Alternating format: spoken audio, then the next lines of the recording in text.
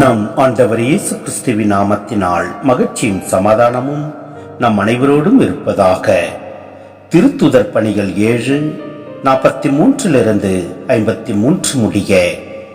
நீங்கள் மூலக்கூடிய கூடாரத்தையும் உங்கள் தெய்வமாகிய இரப்பானுடைய விண்மீனையும் தூக்கி கொண்டு சென்றீர்கள்.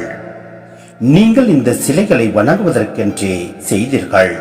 எனவே நான் உங்களை பாபிலோனுக்கும் அப்பால் குடிபெயர செய்வேன் என்று எழுதப்பட்டுள்ளது. பாலை நிலத்தில் நம் மூதாதையருக்கு சந்திப்பு கூடாரம் இருந்தது. கடவுள் மோசையோடு பேசிய போது அவருக்கு காண்பித்த மாதிரியின்படி அதனை அமைக்க பணிந்திருந்தார்.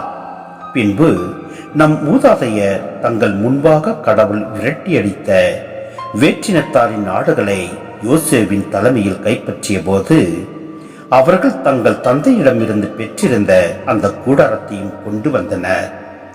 தாவீது காலம் வரை அக்கூடாரம் அங்கேயே இருந்தது. தாவீது கடவுளின் அருளை பெற்றிருந்தார்.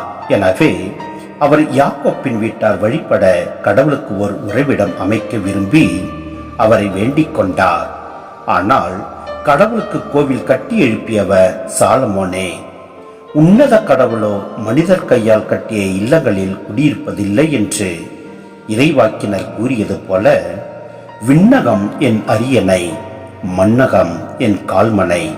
அவ்வாறிருக்க எத்தகைய கோவிலை நீங்கள் எனக்காக கட்டவிருக்கிறீர்கள்? எத்தகைய இடத்தில் நான் ஓய்வெடுப்பேன்? இவை அனைத்தையும் என் கைகளே உண்டாக்கின என்கிறார் ஆண்டவர். திமிர் பிடித்தவர்களே, இறை வார்த்தையை கேட்க மறுக்கும் செவியும் ஏற்க மறுக்கும் உள்ளமும் கொண்டவர்களே, உங்களுடைய மூதாதையரைப் போல நீங்களும் தூய ஆவியாரை எப்போதும் எதிர்க்கிறீர்கள். எந்த இறைவாக்கினரை தான் உங்கள் மூதாதையர் துன்புறுத்தாமல் இருந்தார்கள்? நேர்மையாளருடைய வருகையை முன்னறிவித்துரையும் அவர்கள் கொலை செய்தார்கள். இப்போது நீங்கள் இயேசுவை காட்டிக் கொடுத்து கொன்றுவிட்டீர்கள். கடவுளின் தூதர்கள் வழியாய் தரப்பட்ட திருச்சட்டத்தை நீங்கள் பெற்றிருந்தும் அதனை கடைபிடிக்கவில்லை. சிந்தனை: இஸ்ரேலர் பாலைநில பயணத்தின் போது சிலைகளை வழிபட்டனர். மோலாக்கு குழந்தை நரப்பலியின் கடவுள், ரேப்பான் எகிப்திய கடவுள்.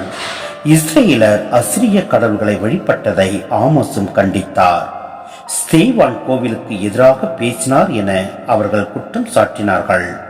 அவர் கோவிலின் முக்கியத்துவத்தை ஏற்றுக்கொண்டவர்தான், ஆனால் அது கடவுளுக்கு மேலானதல்ல என உணர்ந்திருந்தார். கடவுள் எல்லைகளுக்கு அப்பாற்பட்டவர். அவர் வழிபாட்டு தலங்களில் மட்டும் வாழ்பவர் அல்ல.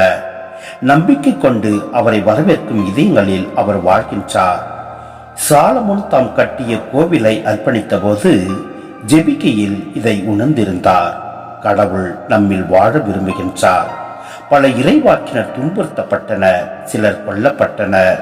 ஆம், நாம் ஆண்டவரின் வார்த்தைக்கிணங்க செயல்படுவோம். நம்பிக்கை கொண்டு அவரை வரவேற்போம். நம் இதயத்தில் ஏற்றுக்கொள்வோம். ஏனெனில் கடவுள் நம்மில் வாழ விரும்புகின்றார்.